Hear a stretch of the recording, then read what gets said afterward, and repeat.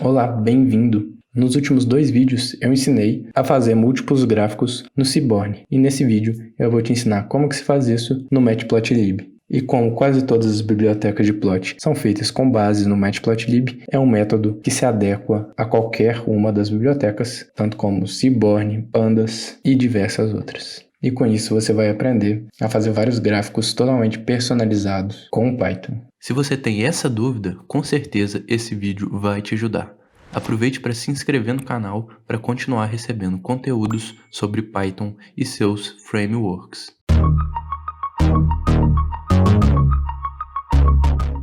Então a primeira coisa que é muito importante ressaltar é que eu importei o Seaborn aqui como SNS, mas ele não é o principal que a gente vai usar. E eu importei o matplotlib.pyplot SPLT. Este aqui é muito importante que esteja importado. A função que a gente vai usar se chama subplots. Então a gente passa o plt.subplots e ele recebe aqui diversos parâmetros. Os principais é o número de linhas, n-rows, e o número de colunas, n-cols. Se eu passar aqui uma linha e uma coluna, ele vai me gerar um gráfico. Se eu passar 2 linhas e 2 colunas, ele vai me gerar 4 gráficos. E assim vai. Se eu passar 10 linhas e 2 colunas, ele vai me gerar aqui 10 linhas de gráficos com 2 colunas, né? Ou seja, 20 gráficos. Então, vamos deixar aqui 2 linhas e 2 colunas para a gente começar. E vamos atribuir 2 variáveis para esse gráfico. O figs de figuras, né? Ou seja, o figs ele vai representar as figuras em si. E o axis, vou chamar ele de axs, que vai me representar quais gráficos eu vou plotar. Então, se eu passar figs axis igual a isso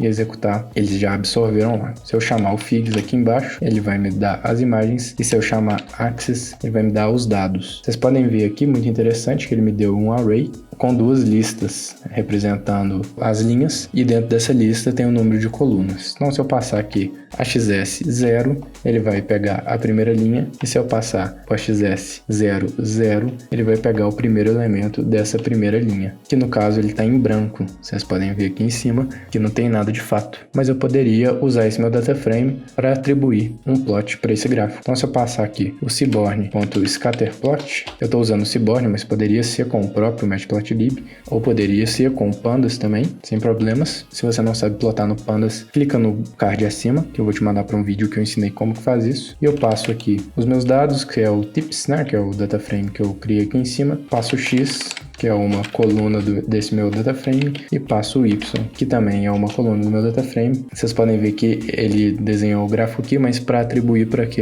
aquele axis especificamente, eu passo um último parâmetro chamado ax é igual, e eu coloco o meu ax00. Quando eu executo, vocês podem ver que ele não plotou, mas sim mudou aqui o meu axis subplot. Vocês veem que aqui ele está em branco, aqui ele já mudou. Se eu chamar de novo, ele já tem informação aqui dentro. E se eu chamar o figs, como ele já tem informação, ele vai fazer esse plot para mim. Então acho que deu para entender o funcionamento geral. Não vou ficar criando outros gráficos para a gente não perder tempo. Eu vou passar por outros parâmetros do meu figs ax. Vamos colocar só aqui o nosso plot para a gente sempre atribuir. Vou trocar aqui ao invés de 0, 0, que eu ia plotar no primeiro, vou colocar 0, 1 para ele plotar aqui no segundo, e vamos personalizando esse meu gráfico. Vamos plotar isso.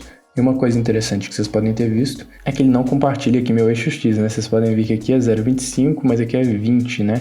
E a mesma coisa para o meu eixo Y. Aqui é 0,2, mas aqui é 2. Aqui é 1, aqui é 10. E não está na mesma linha exatamente. E se eu quisesse que isso fosse uma realidade, né? Que ele compartilhasse o eixo X, eu poderia passar o share X igual a true. Quando eu executasse, vocês podem ver que aqueles meus valores aqui que representam o X, eles desceram para a linha de baixo e eles estão totalmente alinhados aqui. A mesma coisa eu poderia fazer com o meu eixo Y, passar no share Y.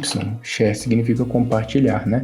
Então, aqui no meu caso, 0,8 não está alinhado com o 8 aqui, né? E é diferente. Se eu executar dessa forma, ele passa tudo para cá e fica tudo alinhado. Fica muito mais agradável de ver, mas só vai ser útil se os seus valores, né, se os seus plots, eles tiverem valores semelhantes. Um outro parâmetro muito interessante para a gente ver aqui é o grid_spec_kw, e ele recebe um dicionário com vários parâmetros. Vou passar um parâmetro aqui muito interessante que se chama width ratios, que vai ser a chave, né, desse meu dicionário, e o valor dele vai ser uma lista, que eu posso passar aqui, por exemplo, 2 e 1. O que isso significa? Vou executar aqui para ficar mais fácil de ilustrar. Vocês podem ver que quando eu coloquei 2 e 1, os meus primeiros plots eles ficaram com 2 de largura, e o segundo ficou com 1. Então eu mudei aqui a proporção das duas colunas, né? Então eu tenho duas colunas, coloquei que a minha primeira coluna vai ser o dobro do tamanho da primeira. E isso pode ser muito bacana se você estiver tentando criar